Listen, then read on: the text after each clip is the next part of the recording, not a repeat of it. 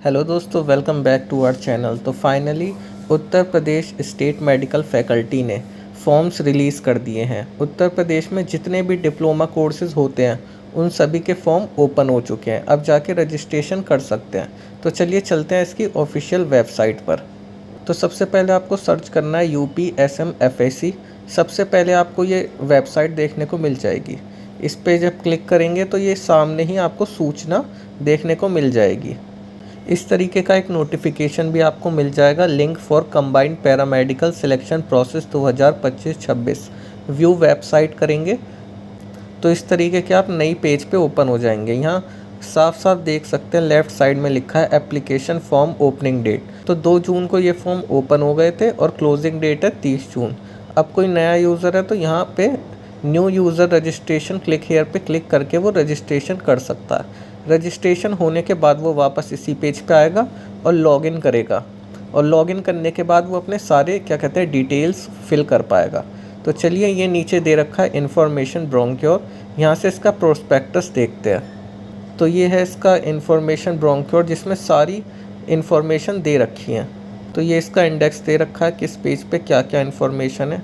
चलिए नीचे चलते हैं और मेन चीज़ के बारे में बात कर लेते हैं। जब रजिस्ट्रेशन करेंगे तो मोबाइल नंबर और ईमेल आईडी होना आपके पास ज़रूरी है, और इसमें पूरे प्रोस्पेक्टस में मेन पॉइंट्स के बारे में बात करेंगे। और ये जब आप रजिस्ट्रेशन करेंगे तो कितनी फ़ीस लगने वाली है। अनरिजर्व्ड और OBC की 2000, SC ST और PWD की 1500, और जब ऑनलाइन काउंसलिंग करेंगे तो 500 रुपये। ये बाद में मेरिट आने के बाद का प्रोसेस है, 500 रुपये वाला। और ये फ़ीस नॉन रिफंडेबल रहने वाली है। और इसमें मेन बात यह है कि आप बायोलॉजी ही नहीं, अगर आपने मैथ भी कर रखी है तो भी आप इसमें एंट्री ले सकते हैं। आप कोटा सिस्टम देख सकते हैं, किस कैटेगरी के लोगों को कितना % कोटा मिलने वाला है। यहाँ पे स्टेप्स दे रखे हैं कैसे आपको फॉर्म भरना है। पहले न्यू रजिस्ट्रेशन कर लेना, फिर वापसी आके उसी पेज पे लॉगिन करना है, और फिर अपनी इन्फॉर्मेशन फिल करनी है, क्वालिफ़िकेशन डिटेल और डॉक्यूमेंट अपलोड करने हैं। उसके बाद उस पूरे एप्लीकेशन फॉर्म की फ़ीस पेमेंट करनी है, वही जो ऊपर दिखाई थी 2500 वाली। और फिर इस एप्लीकेशन फॉर्म का प्रिंट निकाल के रख लेना है। और ये डिटेल में आगे स्टेप्स दे रखे हैं। अब मेरिट कैसे बनेगी, इसका ये कुछ प्रोसेस दे रखा है। अगर आपके CGPA स्कोर हैं तो उसको % में बदल दिया जाएगा। कैसे बदलते हैं, CGPA को 9.5 से मल्टीप्लाई करके। और जो मेरिट बनेगी उसमें 10th और 12th दोनों के मार्क्स लिए जाते हैं, और नॉर्मलाइजेशन प्रोसीजर को फॉलो किया जाता है। इस नॉर्मलाइजेशन प्रोसेस के बाद ही फाइनल मेरिट बनाई जाती है, जिसमें आपको अपने अपने नाम देखने पड़ते हैं कि आपकी क्या रैंक आई है उस मेरिट में। फिर उसके बाद जब मेरिट आ जाएगी फिर आज स्टार्ट होगी काउंसिल का प्रोसेस। अब जो ऊपर हमने फ़ीस देखी थी 500 वाली, वो यहाँ पे जमा करनी पड़ती है। तो पहले जब काउंसलिंग में पार्ट लेते हैं तो 500 रुपये तब फ़ीस जमा करनी पड़ती है।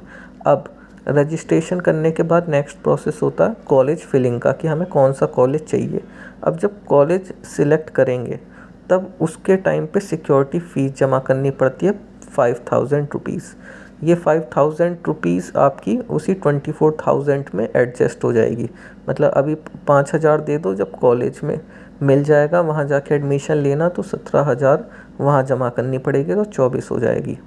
अब आपने फ़ीस जमा कर दी 5000। अब होगा seat allocation end result declaration. आपको एक कॉलेज अलॉट कर दिया जाएगा। आपको अपने सारे डॉक्यूमेंट्स लेके जाने होंगे, आगे बताएंगे क्या क्या डॉक्यूमेंट चाहिए। और उस कॉलेज में कुछ दिन का टाइम मिलता है एडमिशन लेने के लिए। अब जो 24,000 फ़ीस है, अब यहाँ देख सकते हैं 5,000 तो आपने पहले जमा कर दी थी सिक्योरिटी फ़ीस, और बाकी जो 19,000 बचे हैं वो आपको बाद में जाके जमा करनी पड़ेगी। तो ऐसे ये 24,000 हो जाएंगे। साथ ही साथ इन 24,000 के अलावा भी कुछ एक्स्ट्रा फ़ीस लगती है कॉलेज में, और ये जो फ़ीस है वो कॉलेज डिसाइड करता है। तो जब आप एडमिशन लेने जाएं तो या तो पहले ही पता कर लें कि कितनी एक्स्ट्रा फ़ीस लग रही है, और अगर नहीं पता तो कोशिश करिए एक्स्ट्रा पैसे लेके जाएं ताकि वो एक्स्ट्रा फ़ीस भर पाएँ।